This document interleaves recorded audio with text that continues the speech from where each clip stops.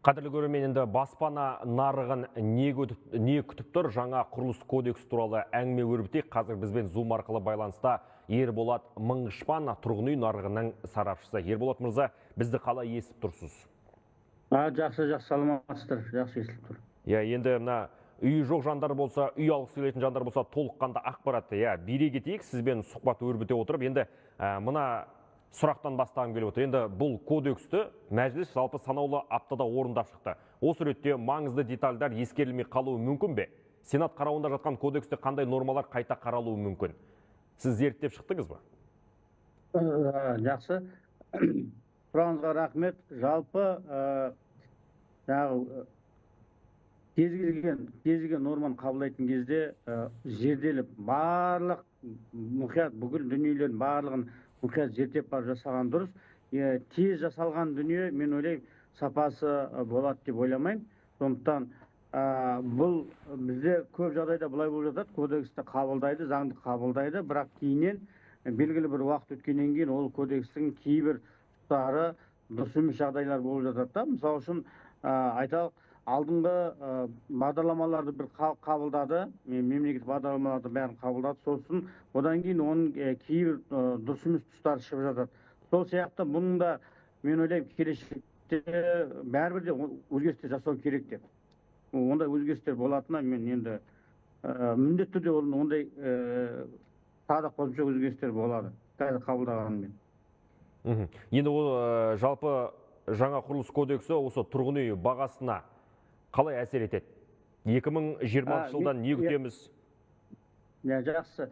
Жалпы қазіргі таңда енді барлық мамандардың айтуынша бағалар өседі, сондай ұстанымда тұрда барлығында бағалар өседі деп. Өйткені жаңағы өздеріңіз білесіздер, халық сулап жүрген endeks көтерді деген сияқты. Бірақ енді мынау жаңадан кодекс құрып, ол кодексті мысалы үшін жай халық ол құрылыс материалдарын қайдан келіп жатқанын, қалай болып жатқанын барлығын қадағалайтын болатын болса, ол қадағалауға түскеннен кейін, мен ойлаймын, кез келген құрылыс компаниясы өзінің былай айтқандағы авторитеті, абыройы үшін дұрыс материалдарды пайдалану мақсатында дұрыс өнім сапалы салу үшін дұрыс жұмыс жасай бастайды. Сондықтан өткен ол жаңағы әрбір жасап жатқан іс-әрекеттің барлығын үкіметте, халықта қадағалап отқаннан кейін бұл жерде дұрыс сапалы жұмыс жасай бастайды. Және енді сапалы заттарды алып қондырып жасағаннан кейін, мен ойлаймын, бағаның барлығы көтерілуге алып келетін шығар. Енді мына осы құрылыс кодекс аясында мына заңсыз салынған үйлер бұзылуы мүмкін бе? Жалпы іс жүзінде қалай жүзеге асады? Кім жауап береді? Енді оны тиісті органдар өздері қадағалайтын болатын шығар. Енді бұл кезде жаңа кодекске байланысты өзінің талаптарына сәйкес келмегендердің барлығы негізі талапқа сәйкес келмегеннен кейін олар енді жойылуға тиісті. Енді тағы бір құрылыс кодексінің өзекті бір бөлімі мына сейсма қауіпті аймақтар. Өзіңіз білесіз. Мына кодексте тау бөктерінде сейсма қауіпті аймақтарда құрылыс жүргізуге тыйым салу немесе өзгерту жайы қарастырылған ба? Егер тыйым салынса, бұрын салынған үйлер түсіріле ме?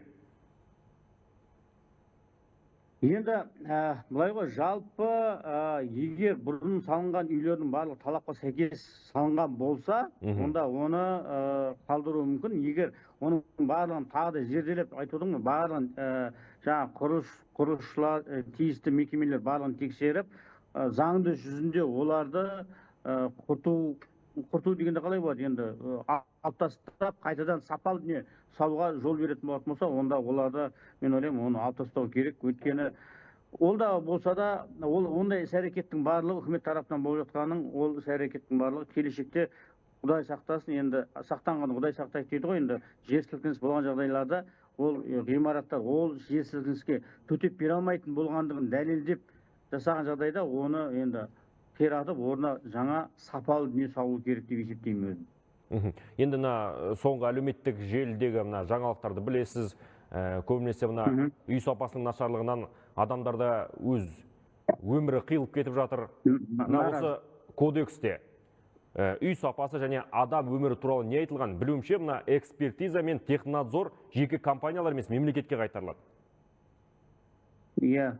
Енді қазіргі таңда өздеріңіз білесіздер ғой, үйдің сапасын тексеретіндердің барлығы нелер жаңағы кешіріңіз.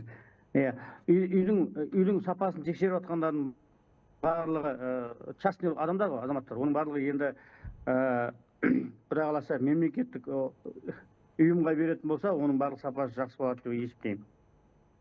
Негізі мемлекет бақылауды алу керек міндетті түрде. Иә, енді мына құрылыс порталы деп айтып жатырмыз ғой, жалпы құрылыс саласын цифрландыру қажетпіз, барлығы ашық болу керек, барлығын халық білу керек, көру керек деген секілді. Осы құрылыс порталынан не көреміз? Қандай маңызды мәліметтер жинақталады? Сіз қалай ойлайсыз? Иә, өте орынды ғой, оның барлығын бақылауды әрбір азамат өзіне былай айтқанда өзінің логин парольмен кіріп, бәрін қадағалап алатын мүмкіндіктер болатын болса, оның сапасы қандай деңгейде болып жатқанын барлығын көріп тұрғаннан кейін, ол өте ыңғайлы халыққа, негізі дұрыс. Енді жаңа сіздің ойыңызша, қорытындылайық, жаңа кодекс бұл нарықты өзгерте алады. Солай ма? Немесе басқалай? Міндетті түрде сапасы жақсартады. Ол міндетті түрде яғни құрылыс сапасы жақсарады. Міндетті түрде жақсарады. Ал мына алаяқ құрылыс компаниялар туралы не айтасыз? Алдап кететін мысалы. Мердігер компаниялары. Көбінесе біздің онысы жаңалықтарда шығып жатады, шырпыр болып, халықта жазып жатады, бізді алдап кетті деген секілді. Иә, енді бұл жерде былай ғой, жаңадан кодекске байланысты цифрланған бірегей номер беру арқылы, цифрлық, ол жерде әрбір компания өзінің қалай жұмыс жасап жатқан барлығын, былай айтқанда, халыққа жария етіп отыру керек. Енді қазір алаяқ компаниялар ондайды жасай алмайтындығын білгендіктен, ондай іс-әрекетке бармайды алдын ала. Сондықтан алаяқ компаниялар бұл жерде өздері бұл саладан шығып кетеді негізі. Тек алпауыт мықты компаниялар ғана қалады. Иә, рахмет. Уақыт бөліп сұхбат бергеніңізге. Қадірлі көрермен, бізбен Zoom арқылы байланыста болған Ерболат Мыңғышпан, тұрғын үй нарығының сарапшысы. Ал біз жалғастырайық.